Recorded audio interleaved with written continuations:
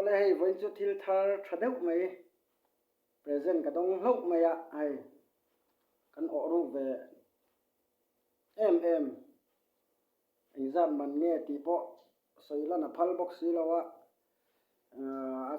min present tu hi a min soi kan du vio na chu soilan kha rem ti box si lo ne hei exam man nge niang o a present hi chu alom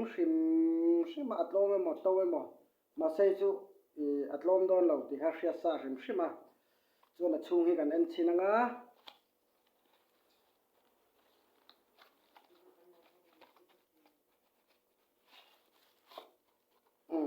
hei chu tan siran hol photan hei a that mel khop mai hei ti khana koi kaw thai bok a hei po dok thai bok a han mo chuanin heta hianin hei remote bluetooth remote kha om boka chang kang khop mai hei that nai ve mania ati tawangai hian bluetooth remote hi tian ti khwanin he ta po aken dei thei ni mun hla tang po han mo hei nga tha khop mai hi ka ona em pakhat chu nia hemi remote om hi remote om lo po hian na thei tho ma se boi thak ta ni chu hemi remote om hian nen mun hla tang khanin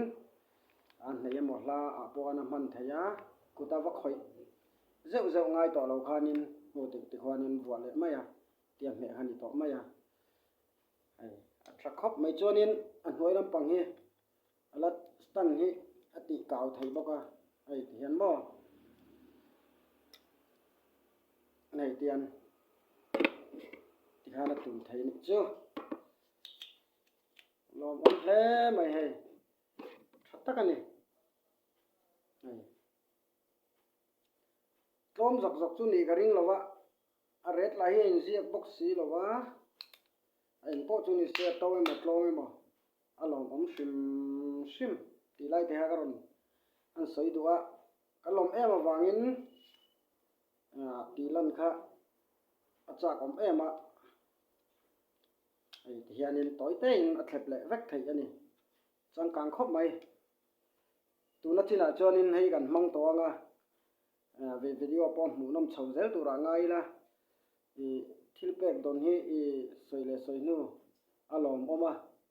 lom dan hi kan thiam hi ngai ani thil pek mania zanga man vala ai chonin cheng khan man min pe ka min present poi alom dan hi adang em ti lai te ha karon soi duwa hei video siam tur em om lo ka ra chuan hei voin ka dong hlo mai hei lom om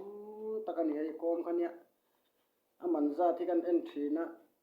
om box si lo ka zo ta soi du box si lo wa chuan min present tu po hi ming chu ka hrerin rana ma se soi rem box si lo